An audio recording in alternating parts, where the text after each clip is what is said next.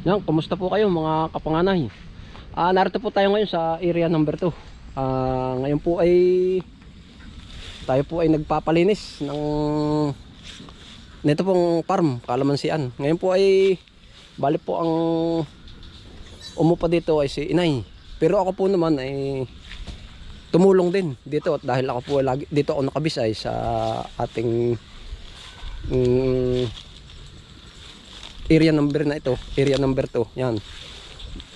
Ito po ngayon ang kuan. Meron po ngayon dito nagtatabas yan. Po ang kabuuan ngayon ng itong ating pinalinisan. Yan.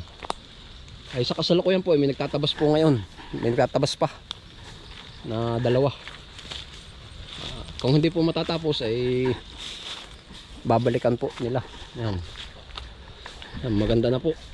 Tayo po ay ika nga iwas sa cobra, iwas cobra na tayo. Yan po ang paligid niya nitong kalamansian yan. Ito po ay talagang masukal nga sabi. Ay ngayon po nga ay tinatabsan ng aking ina. Pero ako po ay isa sa rin sa nagtabas yun. At dahil ako nga ang lagi narito yan. Yan po. Dito po ang panahon ay medyo makulimlim. Yan. Narito po yung mga nagtatabas. Yan o, si Kuya Pini at saka po si Kuya Dundun ang nagtatabas. Yan. Siya po ang ating upahan. O, yan. Yan po sila o. Ay, kuwan po, yan ang kapalanda mo. Naayot o talagang ang tabas po na may quality. O. Yan o, talagang gamas, parang ginamas na po at gawa ng yan nga sabi ko nga sa aking ina ay kumare huwag nang pabayaan. Kumbaga pag po ba medyo nalago na uli ay tabasan na uli yun. Ay sabi naman niya ganun daw ang mangyayari para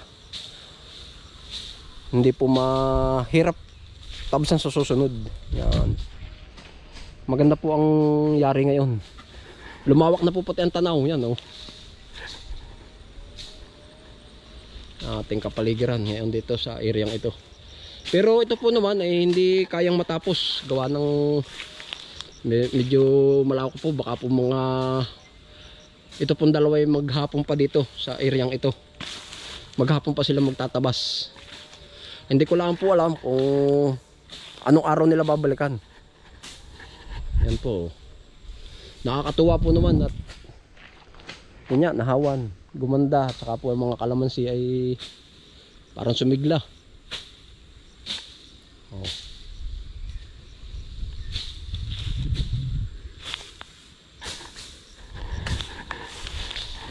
Yan po ang kuwan dito. Yan, ito na po yung talagang kabuuan ng ating farm. Yan. Ang nakatabas po dito ay bali po 7, parang 7 katao. Yan. Ang ganda po naman. Talagang buhay na uli yung linya ng mga kalamansi. Ito po ay kalamansi ito. Magaling din nga po yung nagtanim. Gawa ng kahit po saan mo sipatin, silipin, ay tuwid. Kahit patagilid. No. Kahit po yan ipapagana rin ang silip mo ay talagang tuwid. Di kaya nga po lang yung iba ay wala nang tanim nga at nangangamatay na katulad nito oh. Siguro po ay sa katandaan na rin. Yan. Pero kung atin pong papagsikapang hulipan ay kaya pa pong makuha yung kanyang posisyon. Kumbagay masusulsog pa po ba? Masusulsog pa natin yung mga puno na walang tanim. Gawa po ng yan ang ganda po at hanay-hanay. Oh. Yan kahit po saan niya tumingin. Oh. Magaling po yung nagkuha nito, nagplano. Yan ito ang kahit patagilid papagayon. Yan ito po. Gara. Oh. Para pong biglang aliwalas at saka po pati niya iwas tayo sa iwas sa cobra. Dito po ay Ay ngayon po na may wala kami nagtabas, ay wala naman kami nakitang pinaglunuhan. Kaya lang ay di maganda nga po yung hawa na. Para mas safe. Oo. Gawa ng katulad po pangangalamansi pag ganito magubat ay nakakatakot din po ay mamaya ikaw ay kumukuha ng kalamansi yung pala doon sa iyong tatapakan ay mayroon ng ahas. Kaya okay na rin nga po na mahawanan.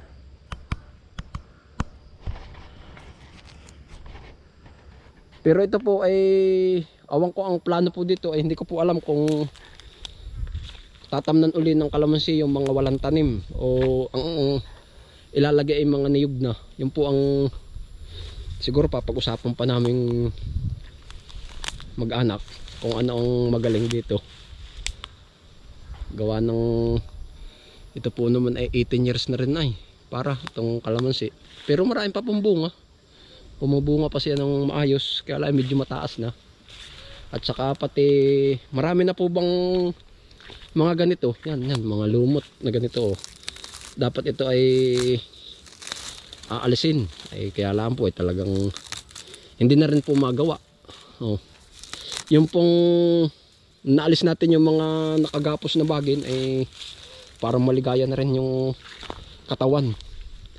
Para sila nakahinga. Matagal din po hindi nga ito na asikaso. Gawa po ng mga mamamao pa rin. Halimbawa po dito magtatabas ay nahihila na po sa ibang lugar. Halimbawa ay ang una ay yung palayan, ayan po agad ang nangyayari po kaya napapabayaan po ito. Ang katuwiran naman namin, hindi man naalis ito at narito tayo. Ay kaya nga lang, ay di ganito pa napapabayaan. Yan. Ito po mga kuha naman ganito, mga kahoy na yan po mga kahoy. Yung ganito po. Ito po ay marami po.